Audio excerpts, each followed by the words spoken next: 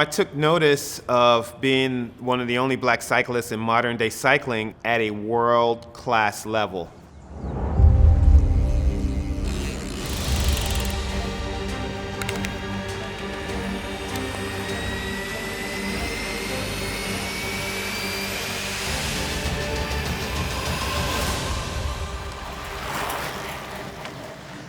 What a story that Nelson Vails has. He came on very strong at 83. He was the Pan American champion. He is a former messenger in New York City. All right, the bell lapped, and this is where it will happen. Grew up in Harlem, New York City in the project housings of Martin Luther King Towers.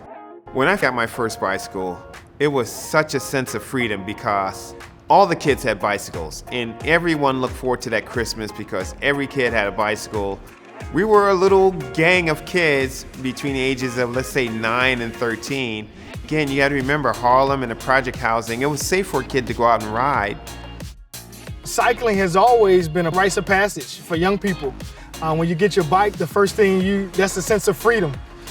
The kids at St. Augustine, when I see those kids ride, it just brings such a smile on my face. I would only tell them what I was told, which was always keep it fun.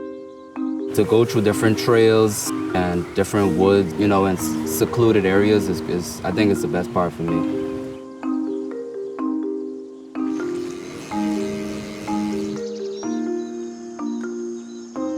I grew up swimming. That was my first sport. But something about cycling I just love more than anything else. We rode in Central Park as kids, so that was a sense of freedom. We were uptown, downtown. Your parents had to call you in to eat, not like try to get you off the couch to go outside. Growing up, right out of high school, I knew I was going to be a professional cyclist. Vernet will go high here on the outside, and Vails is fighting him off. Vails is on the pole lane. And Vails pedals hard. He's going to win it. Whoa. Oh, he came right up and looked him in the eye, and Vails said, see you around. Black kids, white kids, all kids grew up riding bikes. For some reason, the separation seems to happen somewhere around early adulthood, where lots of white riders continue to ride bikes, whereas not as many African Americans did. In New York City, it was a melting pot, so there was all nationalities. I never really looked at that until I entered the world stage, that I was one of the only, if not the few, black cyclists on the actual national racing circuit, and for sure, the only African American on the international circuit during my professional years. A black athlete as a kid, you're thinking, I want to play basketball, I want to play football, track. Those were your main three, to be honest. You didn't hear a lot of people saying, I want to be a part of hockey, I want to do cycling, I wanted to do tennis a lot until we had those pioneers start something. He was a huge influence because it kind of changed the course of history of being a black male who is in this white sport.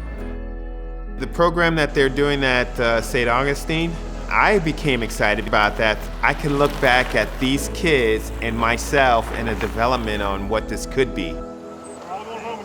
We will compete against other D1 schools and smaller schools, University of North Carolina, Duke University, North Carolina State University. All the schools in the area are part of that conference. Our initial reason for starting cycling was to build out our esports program for our students. And that's been a beautiful process, seeing the gamification of cycling online, allowing our athletes to really practice on their own and upload data to the site. Because we've been so isolated with the pandemic, now our team is able to see themselves in the rankings of others that are cycling around the country. For us being a part of a sport that's predominantly white, it's a game changer because it kind of brings us out of our comfort zone. The kids can really bring a change and recognition nationwide to many schools. It can be amazing that a program has started like this to set the fire for many other school programs.